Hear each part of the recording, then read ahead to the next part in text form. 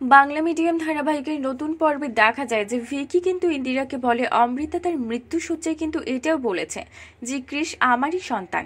কথাটি শুনে চমকে ওঠে ইন্দিরা। অন্যদিকে মোহনা বাসু কিন্তু অনন্যাকে বলে পার্টিটা হবে বন্ধ করবেন না, আর সে পার্টিতেই আমরা ইন্দিরাকে ধরে ফেলবো। এদিকে ইন্দিরা মনে মনে ভাবে অমৃতা কেন তার সাথে দেখা করতে চায় আর কি বলবে। এইসব ভাবতে ভাবতে আজ অমৃতার বেশ কিছু কথা মনে পড়ে যায় ইন্দিরার। তারপর দেখা যায় অমৃতার সাথে দেখা করে ইন্দিরা। অমৃতা কিন্তু ইন্দিরার কাছে ক্ষমা চাই, বলে আন্টির কাছে তোমার সম্পর্কে অনেক খারাপ খারাপ কথা শুনেছি, কিন্তু আজ আমি বুঝতে পারছি তুমি কতটা মহৎ। তাই আমি আমার কৃষকে তোমার হাতে তুলে দিতে চাই ইন্দিরা। তুমি ওর যোগ্য মা হতে পারবে। আমি চাই তুমি ওর দায়িত্ব নিয়ে তোমার আদর্শে তোমার মতো করে মানুষ করো।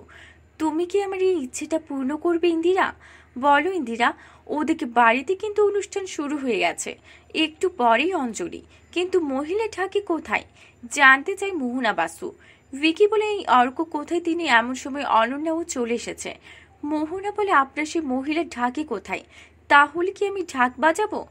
অর্ক বলে আমি দেখছি মা তিনি কোথায় আছেন। অনন্যা বলে তুই তাকে পাবি না অর্ক, ওকে আমার কেন যেন চেনা চেনা মনে হচ্ছে। এদিকে ইন্দিরা কিন্তু অমৃতাকে কথা দিয়েছে সে কৃষের দায়িত্ব নেবে। অমৃতা বলে তোমরা তিনজনে খুব ভালো থেকো, ওর যেন কোনো ক্ষতি না হয়। ইন্দিরা বলে আমার প্রাণ থাকতে কৃষের কোনো ক্ষতি হবে না। ওদিকে মোহনা বাস্তু বলে মিসেস চ্যাটার্জি আপনি কি এদের কাউকে চিনতে পেরেছেন? অনন্যা বলে আমি কেন ওদের চিনব? মোহনা বলে আচ্ছা অর্ক ওনারা কি সব ধরনের রান্না করতে পারে?